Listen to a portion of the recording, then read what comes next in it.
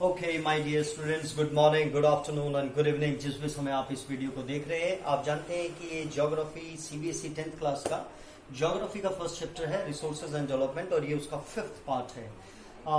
अभी तक आपने रिसोर्स देखा, उसकी क्लासिफिकेशन देखी, आपने रिसोर्स प्लानिंग देखी, सस्टेनेबल डेवलपमेंट क्या है, रियो डी जेनेरियो क्या है, एजेंडा 21 क्या है। फिर हमने रिसोर्सेज के बारे में पढ़ने के बाद हमने लैंड एज अ रिसोर्स देखा था, जिसमें हमने PMP, I hope you remember PMP, right. तो फिर हमने लैंड के बारे में देखा। इस टॉपिक में हम देखेंगे अबाउट दी सॉइल, कि सॉइल एज अ रिसोर्स। और आप जानते हैं कि सॉइल और लैंड दोनों अगर आप देखें तो you can not imagine soil without land, है ना। तो इसलिए कई बार एक अगर हम वैसे भी देखें कि what is the difference between soil and land, अगर हम सॉइल पढ़ रहे हैं तो हम लैंड भी पढ़ रहे हैं, लेकिन लैंड तो वो हर हिस्सा जो प्लेच्यू हो, any relief feature, that is land, है ना। But soil is soil only, जहाँ पे आप फर्टिलिटी या जो आप उसके टेक्सचर्स देखते हैं। तो आपको पता है कि जो सॉइल है, this is one of the very important natural resource and it's renewable. यहाँ पर मैं आपका थोड़ा सा ध्यान ये खींचना चाहूंगा, क्योंकि हमने ये देखा है कि जो फॉसिल फ्यूल्स होते हैं वो मिलियंस ऑफ ईयर्स का समय लेते हैं दोबारा से रिन्यू होने में, बनने में, सॉरी रिन्यू होने में नहीं, बनने में। तो इसलिए हम उसको क्या बोलते हैं कि वो जो है वो नॉन रिन्यूएबल है। बट हम सॉइल को एक तरफ तो अभी आप देखोगे कि इसको मिलियंस ऑफ ईयर्स लिखते हैं थोड़ी सी डेप्थ में बनने के लिए, लेकिन हम यहाँ पे हम कह रहे हैं कि फर्स्ट पॉइंट में हम कह रहे हैं it is one of the most important renewable natural resource. तो ये 1 मार्क के क्वेश्चन में कई बार ये अटकता है और हम बिल्कुल इसको लाइटली ले लेते हैं। तो इसलिए मैं आपका थोड़ा ध्यान इस पे खींच रहा हूँ कि सॉइल जब भी पूछा जाए इट्स रिन्यूएबल और नॉन रिन्यूएबल, तो इट इज रिन्यूएबल, है ना, ये रिन्यू होती है, राइट। तो और ये नेचुरल रिसोर्स है and one of the most important, ठीक है। आप समझ सकते हैं कि अगर सॉइल नहीं होंगी तो कैसे फर्टिलिटी या न्यूट्रिएंट्स, ह्यूमस, ये सब कैसे आएगा। तो ये जो क्वेश्चन आपका बन रहा है सॉइल की, जब हम इंट्रोडक्टरी जो क्वेश्चन बनता है उसमें बनता है कि write a note on soil formation या write a note on soil, और मतलब सॉइल से रिलेटेड क्वेश्चन आता है कि उसके बारे में आप बताएं, राइट। तो मुझे बहुत ज्यादा इंपॉर्टेंट लगता नहीं है, लेकिन हमें पता होना चाहिए 3 मार्क्स और 1 मार्क का क्वेश्चन यहाँ से निकलेगा, राइट। तो पहली चीज हमें क्या याद रखनी है कि सॉइल जो है it is one of the most important natural resource, right. Second में हमें क्या याद रखना है कि it is a renewable resource, it is a renewable resource. और आपको पता है कि अगर सॉइल नहीं होगी तो हमारा जो ये पूरा लिविंग सिस्टम है ना, प्लांटेशन, वेजिटेशन और जो भी चीजें इसके ऊपर डिपेंड है, माइक्रो ऑर्गेनिजम्स, तो ये हम इनकी कल्पना नहीं कर सकते। तो soil is a living system. तो सॉइल अपने आप में क्या है, एक लिविंग सिस्टम है। तो first point is most important renewable natural resource. Second is it supports flora and fauna. Flora and fauna को सपोर्ट करता है। सॉइल नहीं होगी तो फ्लोरा एंड फाउना की हम कल्पना नहीं कर सकते। And I hope you remember what is flora. Flora is for flower, that is plant, and fauna is animal. Flora and fauna it supports plants and animals life, right. Third is soil is a living system. जैसे मैंने आपको बताया कि soil जो है एक living system है। अब आप देखेंगे कि it takes millions of years to form soil up to a centimetre into depth। यहाँ पे आप ध्यान देंगे it takes millions of years to form soil up to a few centimeter in depth। यानी कि अभी जब हम इसका सॉइल फॉर्मेशन, एक बार हम सॉइल प्रोफाइल जब हम देखेंगे, मैं आपको अगली इस छोटे वाले उसमें दिखाऊंगा कि आपको उसमें क्या चीज ध्यान रखनी है। तो इसको बनने में अगर हम इसके पेरेंट रॉक या उस थ्रू दैट प्रोसेस अगर हम देखते हैं तो इसको मिलने में, इसको बनने में डेप्थ तक इसको मिलियंस ऑफ ईयर्स लग जाते हैं। तो फिर ये नेचुरल कैसे है, राइट। अब आपके माइंड में आएगा फिर ये नेचुरल मतलब रिन्यूएबल कैसे है, हाउ इट इज रिन्यूएबल। तो रिन्यूएबल कैसे है, वेरियस नेचुरल फोर्सेस, हम इसको भी पहले कर सकते हैं, इसको भी। आपको पता है कि वेरियस नेचुरल फोर्सेस क्या होगा, टेम्परेचर, है ना। तो टेम्परेचर बहुत ज्यादा एक्सट्रीम और बहुत ज्यादा कम हो तो उससे जो हमारे रॉक्स पड़े हुए तो उनकी वेदरिंग हो जाती है। वेदरिंग आप समझ रहे हैं, सेडिमेंट्स में आ जाते हैं, छोटे छोटे सेडिमेंट रॉक, आपने 7th में पढ़ा था। तो because of temperature, because of the action of running water, अब जो रनिंग वाटर है वो किस स्पीड से या कहाँ से या कौन से एरिया से निकल रहा है और कहाँ पहुंच रहा है, किस तरीके से वो अपने साथ में सेडिमेंट्स लेके आ रहा है, सिल्ट लेके आ रहा है, क्ले, लोमी मटेरियल लेके आ रहा है। तो रनिंग वाटर, फिर विंड। विंड भी आपको पता है कि एक जगह से दूसरी जगह पे कोई एक जैसे हम घर वगैरह बनाते हैं तो रेत हम वहां पे इकट्ठी करते हैं, तो हवा में क्या होता है कि उसको गीला करना पड़ता है, जैसी बारिश का या हवा का आंधी का अनुमान होता है, तो जो घर वाले होते हैं क्या करते हैं, उसको पानी से गीला कर देते हैं ताकि वो मतलब उससे ब्रेक ना हो, उससे अलग ना हो। तो वो भी आगे कहीं ना कहीं जाके ये भी एक प्रोसेस है। वेरियस नेचुरल फोर्सेस, जो नेचर के थ्रू जो फोर्सेस हैं, temperature, action of running water, wind and glacier activities that decompose, वो एक्टिविटी जो एक बड़ी चीज को वेदरिंग के थ्रू छोटे छोटे चीजों में बांट रही है, उन नेचुरल फोर्सेस की हम बात कर रहे हैं।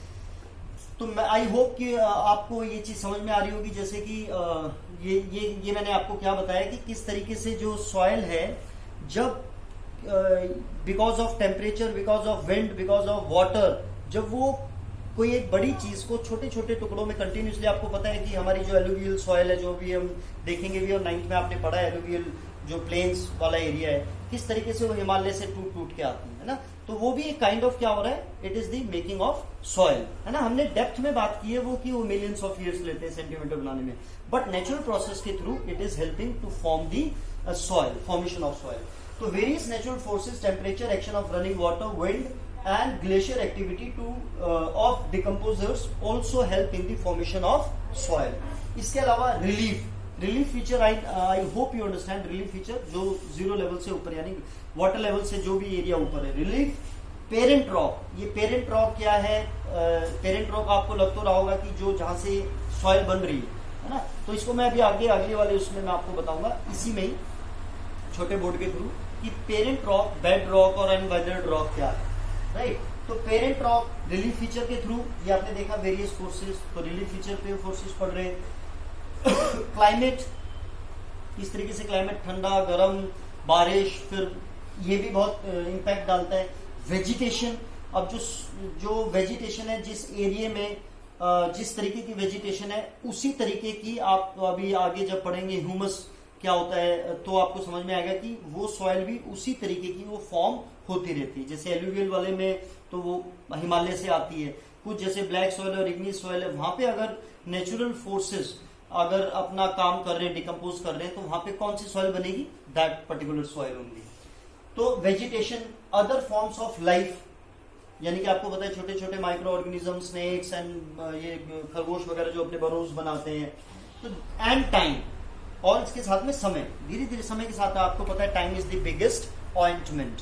तो ये जो चीजें हैं जो हमने अभी पढ़ी, चाहे वो रिलीफ फीचर है या उसका बेड रॉक है जिसकी वजह से उसकी फॉर्मेशन हो रही है, या वेजिटेशन है, या क्लाइमेट है, और टाइम जो है, ये जो सारे कॉम्बिनेशन, ये जो सारे फैक्टर्स हैं, ये भी हेल्प करते हैं किस चीज में, फॉर्मेशन ऑफ सॉइल। तो हमने पहले तो 3 चीज देखी कि it is a natural renewable resource, फिर हमने देखा it's a living system, it supports flora and fauna, फिर हमने क्या देखा कि नेचुरल फोर्सेस में क्या होगा, टेम्परेचर होगा, विंड होगा, वाटर होगा, glacier activities that decompose the area और that particular thing which helps in the formation of soil. फिर हमने क्या देखा कि वहां की क्लाइमेट, वहां का पेरेंट रॉक, उस जिस भी जगह पे जो भी हम डिफरेंट सॉइल्स अभी पढ़ेंगे, तो उनके क्या क्या रीजंस है, वो किस तरीके से soil as a particular whole, और जो एरिया वाइज जैसे ब्लैक सॉइल कहीं मिल रही है, एलुवियल सॉइल कहीं है, तो वो जो सॉइल बन रही है because of that vegetation and that climatic condition of that particular area.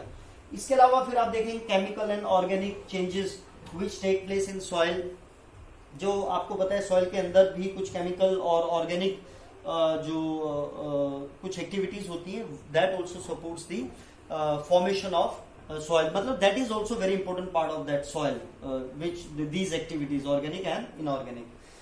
It is also consist of organic, that is humus. इसमें एक नंबर के में क्वेश्चन ये भी आ सकता है कि आपको ह्यूमस दिया हो और आपको बताना हो, तो ह्यूमस का मतलब है ऑर्गेनिक। तो अगर वन वर्ड में बोला हो कि what you can call humus in other way, that is humus organic, और अगर ऑर्गेनिक का पूछा हो तो ह्यूमस। तो ऑर्गेनिक बेसिकली क्या है, मैं भी आपको अगली उसमें मैं अभी आपको बताता हूँ। एक तो आपको ह्यूमस, मुझे आपको बताना है कि व्हाट इज दिस ह्यूमस, और ह्यूमस से रिलेटेड ऑर्गेनिक, तो आपको पता है जैविक, जो भी चीज जैविक, आपको पता है ना ऑर्गेनिक फूड आते हैं आजकल जिसके अंदर कोई पेस्टिसाइड्स, कोई केमिकल या ये सब चीजें हम यूज नहीं करते हैं, तो उसको हम बोलते हैं ऑर्गेनिक, यानी जिसमें कोई भी केमिकल यूज नहीं हुआ है, राइट। तो और केमिकल एंड ऑर्गेनिक चेंजेस, यानी कि वो चीजें जिसमें कोई केमिकल नहीं है और केमिकल की जो भी अंदर एक्टिविटीज होती है सॉइल की, that also helps in the formation of, that is also very important part of soil. तो ये क्या है, फिर दोबारा क्या कह रहा है, ऊपर तो क्या कहा था ऑर्गेनिक एंड केमिकल, नीचे क्या कह रहा है, it is also consist of organic humus and inorganic material, both these 2 points are same, but आपकी एनसीईआरटी में अलग लिखा था। तो अगर हमें आंसर्स को 5 मार्क्स में इनमें से कोई भी 5 पॉइंट आप उसमें से याद कर सकते हैं, राइट। तो इसलिए मैंने ये आपको अलग से मेंशन किया। फिर क्या है, आपने देखा कि it is also consist of organic and inorganic material. तो अब हमें जो उसके बाद हम ये नीचे वाले पॉइंट पे आएंगे जो ब्लैक कलर से लिखा है, क्लासिफिकेशन ऑफ सॉइल। अभी आपको क्या देखना है कि हमने सॉइल के बारे में एज अ रिसोर्स देखा, कैसे वो बन रही है, कौन कौन सी चीजें उसको इम्पैक्ट कर रही है ना, कितना मिलियंस ऑफ टाइम लग रहा है two centimetre depth formation of soil में। अब एक बार हम क्या करेंगे, आपने आपकी बुक में ये पेज नंबर जो 7 है, यहाँ पर एक ये ना सॉइल प्रोफाइल, सॉइल प्रोफाइल, क्या आप सही दिख रहे हैं आपको ये सॉइल प्रोफाइल, ये वाला जो आपका पेज बना हुआ है, इसमें ना ये कुछ बड़े अजीब से वर्ड्स लिखे हुए हैं, है ना। अजीब से मतलब वैसे तो ये बिल्कुल सही वर्ड है, लेकिन हमें इसको कैसे याद करना है वो मैं भी आपको दिखाता हूँ। और ये कोई मतलब इसके ऊपर कोई पैक्ट क्वेश्चन कभी आता नहीं है, लेकिन इसमें जो इंपॉर्टेंट चीज है that I will share with you. तो अभी हमने क्या करा, ऐसे ही हमने एक लैंड का टुकड़ा काट लिया नीचे तक, राइट। जो हमारी क्रस्ट है उसको हमने काफी डेप्थ तक, ताकि हम उसके पेरेंट रॉक तक पहुंच सकें। तो वो लगभग ऐसा होगा, मान लो ये सॉइल वाला मैंने वो पीस कटा है, तो हमने इसको 4 लेयर्स में चेंज किया है। ऊपर वाली को आपने क्या याद रखना है, दिस इज टॉप सॉइल, इसके अलावा आपको कुछ याद रखने की जरूरत नहीं। This is top soil, this is सब सॉइल, उसके नीचे वाली यानी सब है ना, इंस्पेक्टर, सब इंस्पेक्टर, उसके नीचे आपको याद रखना है वेदर्ड रॉक। क्या आपको दिख रहा है सही, वेदर्ड रॉक। वेदर्ड रॉक यानी कि मैंने आपको क्या बताया, यानी कि जो वेदर की वजह से है ना, और जो क्लाइमेटिक कंडीशन है यहां तक उसका असर पड़ता है, उसके कारण जो बड़ा पत्थर या बड़ा जो रॉक है वो छोटे छोटे टुकड़ों में, सेडिमेंट्स में जो कन्वर्ट होता है। तो यहाँ पर आप जब ध्यान देंगे तो यहाँ पर मुझे छोटे छोटे ये भी बनाने चाहिए थे जो आपकी बुक में बने हुए हैं, मतलब थोड़े बड़े, सॉरी थोड़े बड़े, छोटे यहाँ पे उससे भी थोड़े कम, और यहाँ बिल्कुल ही एकदम जैसे आटा होता है फ्लोर, है ना, मतलब बिल्कुल कम इसका टेक्सचर होगा। और ये वाला जो है ये बड़े पत्थर है, बिल्कुल बड़े पत्थर, इसको क्या बोलते हैं, पेरेंट रॉक भी बोलते हैं, यानी कि जहां से फॉर्मेशन, यानी कि सॉइल का पता हमें कैसे पता चलता है कि उसका पेरेंट रॉक से हमें पता चल जाता है कि ये कौन से वाले टाइप की सॉइल है, यानी कौन से पेरेंट रॉक से बनी है, इग्नियस से बनी है, मेटामॉर्फिक से, सेडिमेंट से, या और जो अदर फैक्टर्स हैं। तो दिस इज पेरेंट रॉक। इसको हम अलग 2 नामों से जानते हैं, या तो बेड रॉक, बेड आप समझते हैं कि जो बिल्कुल नीचे वाला हिस्सा है बेड, है ना, और अनवेदर्ड रॉक, यानी कि यहाँ पर वो सेडिमेंट वाला कोई प्रोसेस नहीं होता है, यानी यहां तक उसका एनवायरमेंट का, वेदर का असर नहीं होता है, इसलिए इनको क्या बोला जाता है, अनवेदर्ड रॉक। इसके ऊपर क्या है, वेदर्ड रॉक, उसके ऊपर क्या है, सब सॉइल, उसके ऊपर क्या है, टॉप सॉइल, ठीक है। वो उसमें आप जो देखेंगे स्टार्ट अटम एंड बड़े अजीब अजीब से वर्ड लिखे हुए हैं। लेकिन अब आपको फर्स्ट और सेकंड सॉइल की कुछ इंपॉर्टेंट आपको डिफरेंशिएशन पता होनी चाहिए, थर्ड और फोर्थ की इतनी हमें जरूरत नहीं है, वो कहीं आपसे नहीं पूछा जाएगा। फर्स्ट में जब आप करेंगे, अभी मैं फर्स्ट की बात कर रहा हूं, दैट इज टॉप सॉइल। आप जानते हैं कि टॉप सॉइल में ही सारी चीजें हमारी जो न्यूट्रिशन है, हमारा जो प्लांटेशन है, वो सब का क्या कहाँ पे होती है, या हम जो बिल्डिंग्स बनाते हैं, लैंड बनाते हैं, वो सब कहाँ पर होती है, वो सब टॉप सॉइल पे होती है। तो जो हमारा टॉप सॉइल है, इसके लिए हमें, आप जानते हैं वो MDH वाले मसाले जो हमारे महाशय दी हट्टी, MDH का फुल फॉर्म होता है M फॉर महाशय, D for the, H for हट्टी, महाशय दी हट्टी। वो बूढ़ा सा जो नाश्ता रहता है, ये तो मतलब मरने का नाम ही नहीं ले रहे हैं, यमराज ने भी उनको मतलब बुला नहीं रहे हैं, लेकिन he is a very good man, मतलब मैं वैसे ही एक आपको बात कर रहा हूँ। तो MDH वाले जो बाबा है, उनकी जो माइक्रो ऑर्गेनिजम्स है ना शरीर में, उनके जो माइक्रो ऑर्गेनिजम्स हैं वो बड़े न्यूट्रिएंट्स हैं, उसके अंदर बड़ा न्यूट्रिएंट है, तभी तो इतनी उम्र तक वो जी रहे हैं, राइट। तो जो MDH वाले जो बाबा हैं, जो बुजुर्ग हैं, उनकी जो माइक्रो ऑर्गेनिजम्स हैं उसके अंदर न्यूट्रिएंट्स बहुत ज्यादा हैं, राइट। तो आप समझ गए मैंने आपको क्या बोला, आप इसको किसी भी तरीके से याद कर सकते हैं। तो मैंने क्या लिखा है यहाँ पे, MDH, तो M फॉर मोस्ट फर्टाइल, यानी कि जो टॉप सॉइल है दिस इज मोस्ट फर्टाइल, ठीक है। डी फॉर, आप देखेंगे इसका जो कलर होता है ना सॉइल का, ये बड़ा डार्क सा होता है ना। क्यों? क्योंकि इसके अंदर बहुत ज्यादा न्यूट्रिएंट्स होते हैं ना, अलग अलग चीजें, ह्यूमस, ऑर्गेनिक, अभी मैं आपको बताता हूँ क्या है ह्यूमस, आपको पता है, मतलब पता भी होगा। तो इसका कलर जो होता है डार्क कलर होता है, इसके 5 फीचर मैंने आपको बताए। तो यहाँ पे ह्यूमस रिच होता है। अब ये जो ह्यूमस है इसको हम देख लेते हैं एक बार, ये क्या होता है। आपको पता है कि जैसे टॉप सॉइल है ना, उसके ऊपर एक पेड़ उगा हुआ है, वहां से पत्ते गिर गए। मैं आपको जस्ट एक एग्जांपल दे रहा हूँ जो आपकी बुक में भी, और जो बहुत इजी है, जो आपको इजीली आप अंडरस्टैंड कर लेंगे।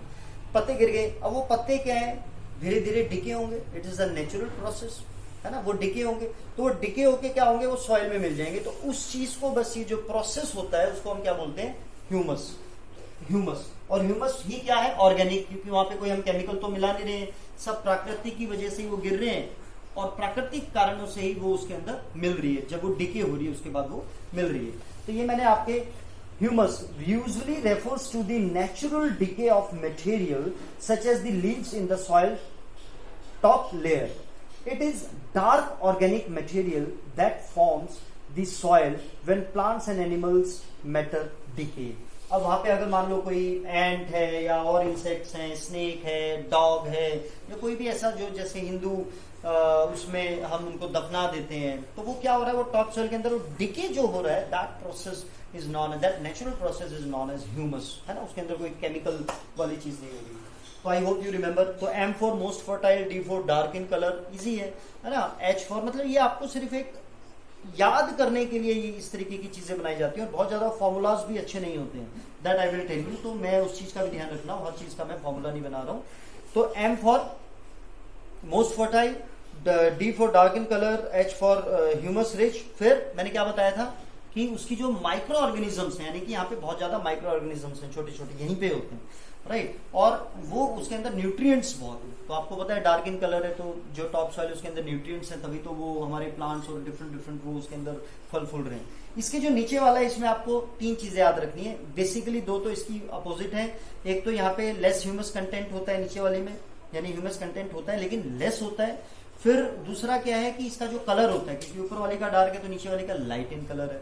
और थर्ड जो आपको इसमें याद रखना है कि यहाँ पे moisture as compare to top soil, क्योंकि आपको पता है पानी आ रहा है, बारिश आ रही है, तो वो वाली तो हमारी भूमि जो है वो जल्दी सूख जाती है, लेकिन जो नीचे वाली जो लेयर है जिसको सब सॉइल बोलते हैं, वहां पे moisture as compare to top soil ज्यादा होता है। ठीक है, तो एक ये वाला पॉइंट आपको इसमें ध्यान रखना है। तो हमने क्या देखा कि एक रिन्यूएबल नेचुरल रिसोर्स है सॉइल, उसके बाद हमने देखा कि एक लिविंग सिस्टम है, हमने देखा कि ये फ्लोरा एंड फाउना को सपोर्ट करता है, फिर हमने देखा कि relief bed rock, I hope you remember bed rock. अब आपको समझ में आ गया होगा बेड रॉक या पेरेंट रॉक या अनवेदर्ड रॉक, या क्लाइमेट, वेजिटेशन और टाइम की क्या इंपॉर्टेंस है, किस तरीके से वो हेल्प करते हैं फॉर्मेशन ऑफ सॉइल। फिर आपने देखा कुछ नेचुरल जो हमारे फोर्सेस हैं, चाहे वो टेम्परेचर हो, वाटर रनिंग हो, ग्लेशियर्स की डिकम्पोजर एक्टिविटी हो, तो these also helps in the formation of soil.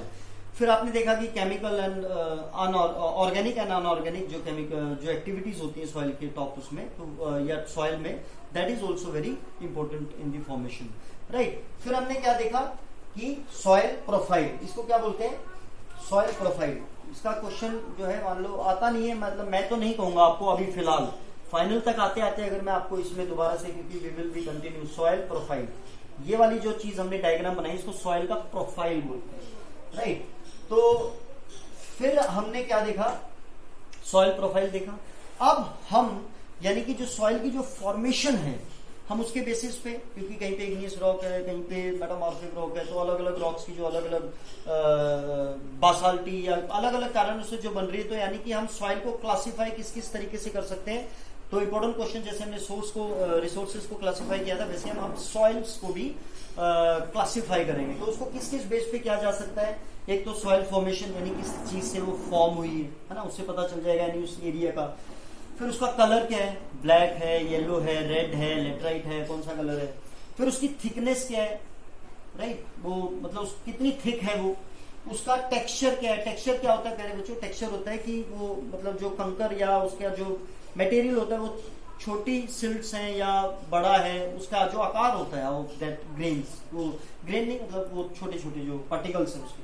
फिर उसकी एज है ना, सॉइल्स की भी एज होती है, आप अभी देखेंगे एलुवियल सॉइल में भांगर एंड खादर, जो मैंने 9th में एक वीडियो भी बनाई हुई है। फिर केमिकल एंड फिजिकल प्रॉपर्टीज, बाकी उसकी जो भी केमिकल एंड फिजिकल प्रॉपर्टीज हैं उसके आधार पर हम सॉइल्स को, वैसे तो हम कई वैरायटीज होती हैं इसकी, लेकिन इंडिया में भी हम मोटे तौर पे देखें तो देर आर 8 वैरायटीज, बट हम जो पढ़ेंगे that is 6 only.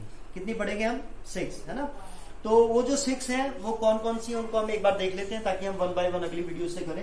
That is far lab. I hope आप देख पा रहे होंगे, FAR, फार यानी कि दूर, लैब यानी कि हमारी जो लैब है, चाहे केमिस्ट्री, फिजिक्स है, मैथ है, SST, कोई सी भी लैब है। तो हम जब स्कूल में पानी पीने जाते हैं, कहीं वो करने जाते हैं, तो हम क्या है, घूमते घूमते लैब में कोई काम भेज दिया तो बहुत दूर तक, क्योंकि वी आर नॉट मतलब हमारा मन नहीं होता है कुछ भी है, तो जो हमारी जो लैब है वो क्या है? फार। तो F for forest soil, A for alluvial भी बोल सकते हैं आप, एरिड भी बोल सकते हैं। तो अभी के लिए हम क्योंकि एलुवियल को हम लेते हैं, R से हम क्या करेंगे फिर? रेड सॉइल, L से लेटराइट सॉइल, A से एरिड सॉइल एंड B से ब्लैक सॉइल। तो एक एक करके हम देखेंगे ताकि आपको एक बार माइंड में ये रहे कि हमारी सॉइल्स की टाइप्स क्लासिफिकेशन कौन कौन सी है। That is far lab. एक एक वर्ड को जब आप देखेंगे तो यू विल इजीली रिमेंबर। ठीक है, तो नेक्स्ट में हम एलुवियल सॉइल को हम देखेंगे। तो this is all about this topic. मुझे कई बार ऐसा लगता है कि शायद मैं बहुत ज्यादा तेज तो नहीं चल रहा हूँ, लेकिन क्योंकि हम वीडियो के थ्रू कर रहे हैं तो आई थिंक बहुत ज्यादा एक्स्ट्रा इधर उधर की मैं अगर I have to be to the point, है ना। तो if you want to have otherwise आपको नोट्स तो मैं प्रोवाइड कर ही रहा हूँ। And this is about this MDH वाले बूढ़े बाबा, है ना। तो ठीक है, good luck and have a nice day, love you all.